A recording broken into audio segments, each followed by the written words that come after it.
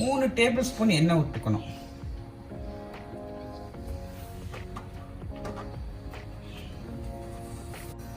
எண்ணெய் காஞ்ச பிறகு பட்டை, பூவு, இலை, கடல்பாசி இலை, ஏலக்காய், கிராம்பு எல்லாம் போட்டுக்கணும். அப்புறம் வெங்காயத்தை போட்டு வதக்கிக்கலாம்.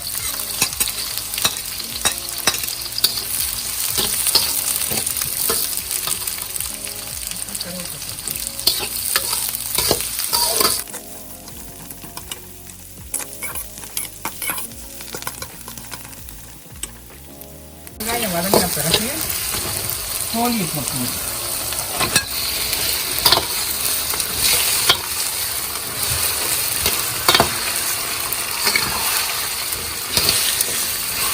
கோழியை கொஞ்சம் மஞ்சத்தூள், லேசாக கொஞ்சம் இஞ்சி பூண்டு பேஸ்ட் போட்டு ஒரு அரை மணி நேரம் ஊற வச்சுக்கணும்.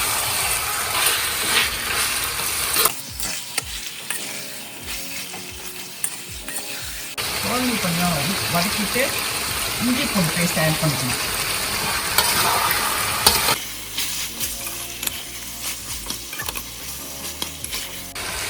ஒரு இலை போட்டுக்கணும்.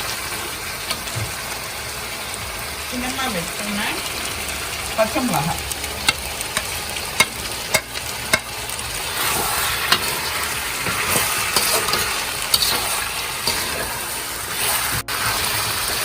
அதுக்கப்புறம் புதினா, வறுக்கிற புதினா வைக்கணும்.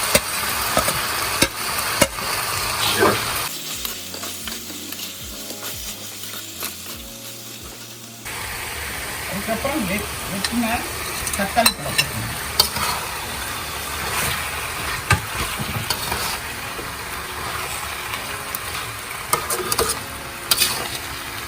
பிறகு உப்பு சேர்த்துக்கணும்.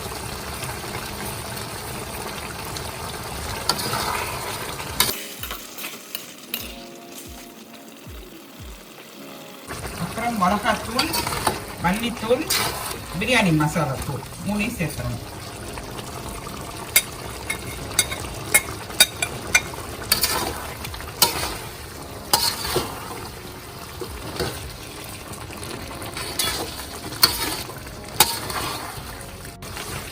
தயிரை ஆட் பண்ணணும். 1 கப் தயிரை.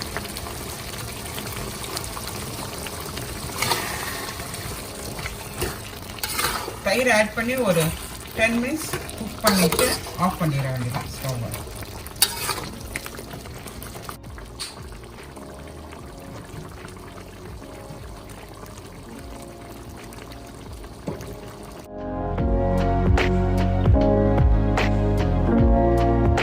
டேபிள் ஸ்பூன் பட்டர் எடுத்திருக்கேன். பட்டர் எடுத்து அது மெல்ட் பண்ண பிறகு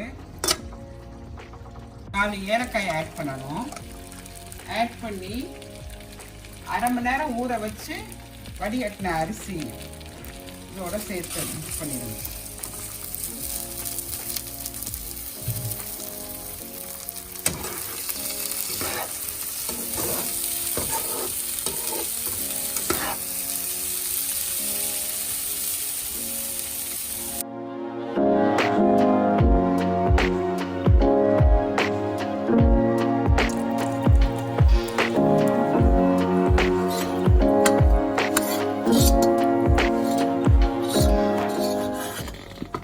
பிறகு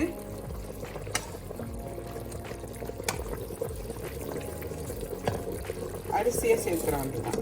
வதக்கின அரிசியை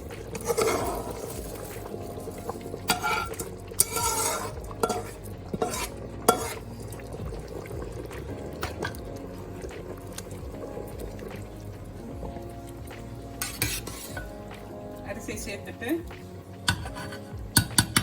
மறுபடியும் இந்த ரைஸ் குக்கரை மூடி வச்சிட வேண்டியதான்.